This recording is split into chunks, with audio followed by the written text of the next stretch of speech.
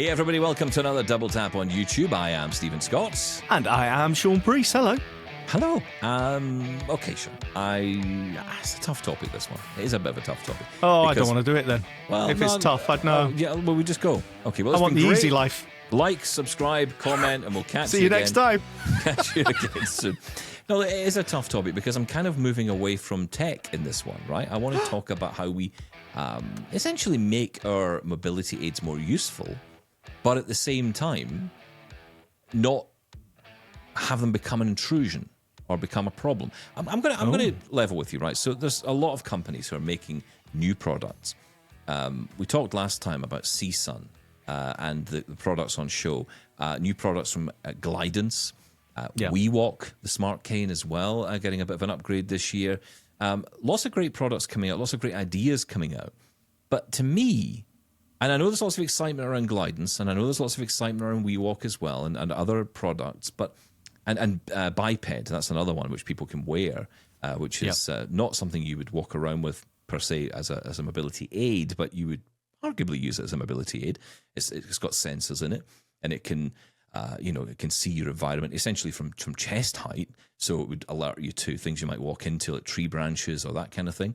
But I wonder if sometimes we're looking at this the wrong way, or we're adding too much to ourselves, because I feel life as a blind person can sometimes be challenging enough, and adding all this extra technology, which is feeding us all this information, it's just too much. And I don't know what the answer to this is, but I don't know if this is the answer that's being put forward, or these are the answers. I'm getting worried, Stephen. Okay, why? Because I'm seeing a theme here. I mean, we've had the episode about, stop saying we're replacing the guide dogs with robo-dogs.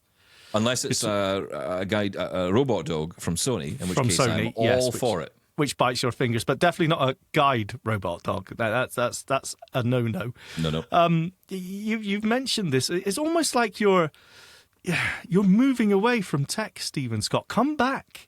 Stop throwing it out. Not moving away from tech. I love my tech. But what I don't want is intrusive tech that gets in the way and replaces or sits on top of the existing information I'm getting from, say, a cane or a dog. You think about a simple walk to the store, right? You walk into the store to buy something, whether you get a cane or a guide dog. And I know there's a huge difference between the two. One is, alerting you to obstacles so you can move around them. Another is avoiding those obstacles entirely. But either way, you're still in control. You're still in charge of making sure the dog is keeping attention. You're still making sure you're aware of your environment with the cane. If you add to that a pair of sunglasses with audio coming out of them, perhaps there's a navigational aid in there. That's you adding another voice, or perhaps navigational beacons, which are telling you where to go. You're also having to cross a road at the same time. You're having to listen for traffic. There's a lot of information already available to you. Now, I'm going to overlay all of that with sensors and sonar scanners and whatever the heck else, to basically feed back to you with haptic feedback, extra information about your environment. Goodness, there's something at head height. Goodness, there's something over here. Goodness, there's something standing in front of me, but I have no idea what it is. All that extra information on top of all of that, it builds up a sensory overload, which I think is just something we don't talk about enough. Yet tech is great, but only when it's useful, only when it assists us, not when it gets in our way or actually causes us problems, causes us even maybe mental pain. Wow, that's strong words indeed, but I actually agree with you. I think, was it Amazon that used the term ambient computing at one point? And I think that's a great thing. Technology should just be there and sort of not noticed. Like kids, a lot of people would say. Arguably, yes. Seen them, never heard. But the fact of the matter is, I think you're right. It can be a bit overloading. But is that a reason? It depends what you're saying, Stephen. Are you saying we should just stop with this? Let's just give this up? Because the fact of the matter is that maybe there's a form factor, there's a feedback method. Maybe it's not haptics. Maybe it's not, I don't know, something shaking your ears or whatever it may be. It's not audio. It's not visual, obviously. Whatever the feedback method is. But perhaps there is something out there which would make a total difference to the way we get around. And if we don't go through this cycle of, okay, we've tested that was terrible. We tested that doesn't work. Vibrating sonar sunglasses, they didn't work.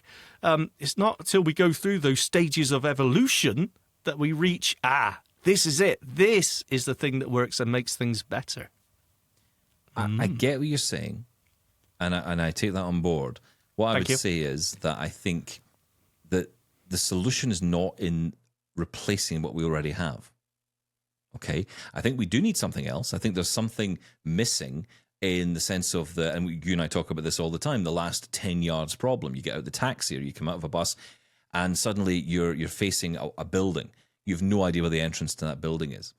And, the information that is coming from technology today will give you information about door detection and all of that, but it's not guaranteed it's giving you the right information. It's giving you information about what it can see. So there could be 3 doors. One might lead you to somewhere entirely the wrong place, a different store or a different location or whatever it might be. And, this is the problem. You've kind of got information, but you're not entirely sure what the information is giving you. It's telling you there's a door, but what is that door to? So it feels like we're kind of getting closer to something, but we're not there yet. And it seems, if I'm honest, I feel like a lot of this technology that comes along, which is about mobility, is technology for technology's sake sometimes. Because I have yet to find a reason why there shouldn't be a guide dog or a white cane in use. And until you can convince me otherwise, I don't see the point in this navigational technology, or I guess mobility technology, let's put it that way. Navigational might be arguably different, but this kind of mobility technology coming in, I don't see the argument. Now, one argument that is made, in particular around guide dogs, is the lack of them and the amount of money it costs to train a guide dog. And there's many parts of the world where people can't access that. So I understand that from the guide dog point of view. And on the white cane front, there's an argument that says, well, there's not enough rehabilitation support out there. So therefore, people are not getting access to the support. You've gone through this yourself. You've told us many times that you haven't had any mobility training. So orientation and mobility training hasn't been something you've had. So that's an issue. But to me, these are things that can be solved themselves. We don't necessarily need technology to come in to solve that. That's my case. I would rather there was more training for orientation and mobility. I would rather there was more investment into guide dogs. I think that's a good thing. And I would agree. And I don't know. I feel that technology is seen as the answer to every problem. We see this with AI. We're seeing that right now with AI, right? AI is going to solve everything. It's going to take all our jobs. It's going to kill everything off. But actually, and save us at the same time. But actually, the humanity built AI. We need to remember that, right? AI didn't just come out of nowhere. We built it. We created it. So, but I think we're kind of missing a point here, that we have something that works well. We talked last time about the all-terrain cane, which to me see as a really good step forward with the cane, because it's innovating the cane itself, but not just strapping a smart device to it. I agree. I totally agree, but I don't think it's mutually exclusive that you have, okay, look, there needs to be more rehabilitation officers out there. I was reading a story in the news the other day about someone who lost their sight through diabetes and then was just left with no one contacted him. He didn't know where to turn. He was totally devastated for the longest time. And look, making more resources available for people who are dealing with sight loss and more training, of course, is so important. And if someone, you could offer all the training and all the guide dogs and all the white sticks in the world, but if someone doesn't have that confidence and just feels like they can't do anything anyway now they've lost their sight, it's not going to change anything. But I see that as a different issue as to technology. These technology companies that have this amazing technology that we're hearing about every single day, AI, LiDAR, 3D mapping, computer vision, object recognition, whatever it may be, They are just looking for a way to harness this technology and to help us get around better. I agree with you. I don't think we've seen anything so far which I think actually hits the mark, that does do what it's aiming to solve. And I keep going back to the last 10 yards problem myself, but when I think about it, it's just more than that. It's the first 10 yards as well. How many times have I've been sat somewhere, maybe I've gone somewhere with someone sighted and you sat there and you think, right, I want to go. But then I've got to think, right, how did I get here? Which way? So just starting off, it's something is really difficult. And I can't think of any technology that would help me with that problem other than my white stick or a guide dog. Arguably, Ira, which is using technology to gain access to a sighted assistant. But yes, that's so you're coming back to where you started again, right? It's not exactly. Technology. It's using technology, yes, but it's gaining access to sighted people. Even that, yes, the service is absolutely amazing with something like Ira or Be My Eyes. Absolutely amazing once you get through to the human. But then you still have that obstacle, that intrusion, as you mentioned, of, okay, so now I've got to try and hold my phone here or there, and can you see properly if a rear camera? And, it's still, the technology does get in the way of what you're trying to do. So I do agree with you, but I think it's something that's not going to go away, because I think there may be an answer when it comes to mobility navigation with technology, but how do we get there without going through these iterations first? Yeah, and of course we all have to remember as well that we're also paying for these iterations to exist. These are not being given to anybody. I mean, yes, I know there's a beta test process that goes into these products, as like every other product would be the case. But, at the end of the day, we are still having to buy these devices. And, we may be finding that, and I think there's possibly data needing to be found here of how many times you've bought a device, whatever it may be, and it's just gone into a drawer. This is one area. And I have to say this is very common across a wide range of technology for disabled people, where, sales figures seem to equal success. Actually, I don't think that's fair, because there are many times a product has been purchased and then put in a drawer. And, that for mainstream, that could be a Kindle tablet or a Fire tablet, as it's now known. And it just lies in the drawer and never comes out. That will count as a sale, therefore a success, which in the mainstream world, that's okay. But when it comes to our world, that sale might represent money in the bank for the company and might look good. A lot of money.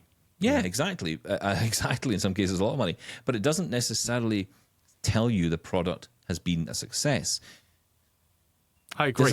And I think this is where perhaps we need to, as a blind community, talk more about this.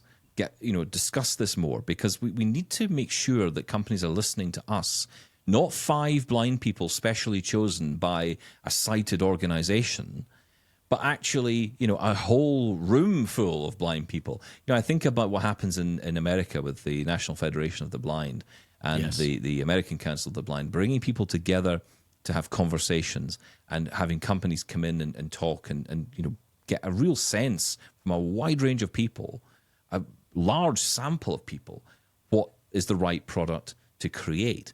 It's partly why I think we get so excited when blind people build these products, because at least we know they have an attachment to the world that we live in.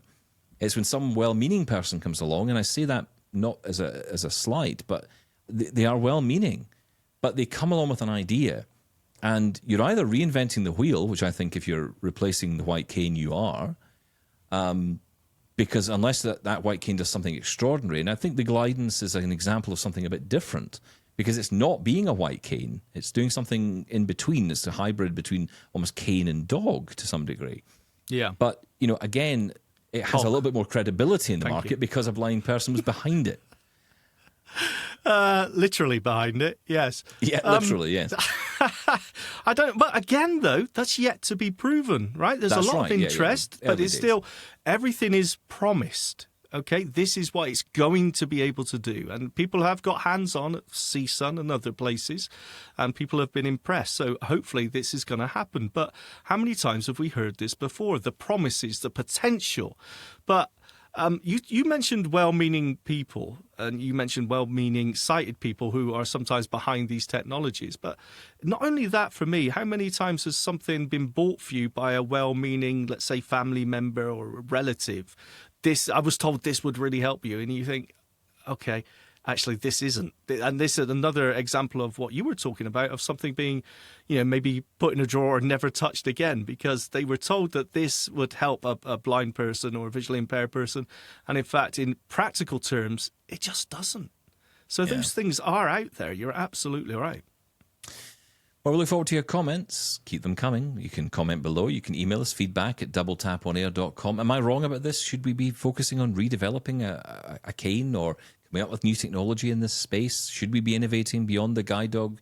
There's an argument from some people that guide dogs, it's not appropriate for the work they do. I've heard this argument levied a few times. I don't necessarily agree with it, but I think that we should listen to all points of view on this. But as a result, what does that look like? What does mobility look like in 10 years, 20 years' time? I have a hunch it's going to look exactly the same as it does in 2024. How dare you, sir? I'll be travelling around in my rocket trousers by then. It's going to happen. Yeah. You fall out of your flying car, you'll have more than a 10 yards problem to worry about. Those last 10 yards are again a problem. Yes. A whole new problem. At least your LiDAR scanner will tell you how far you've got to go and when you'll hit the ground. So at least you'll know. Most technology is good for that. Wow. Listen, we're out of here. Thank you, Shaun. Keep in touch with us. As I say, email and drop a comment below as well. We'll catch you for another Double Tap on YouTube soon. Thank you. Bye-bye.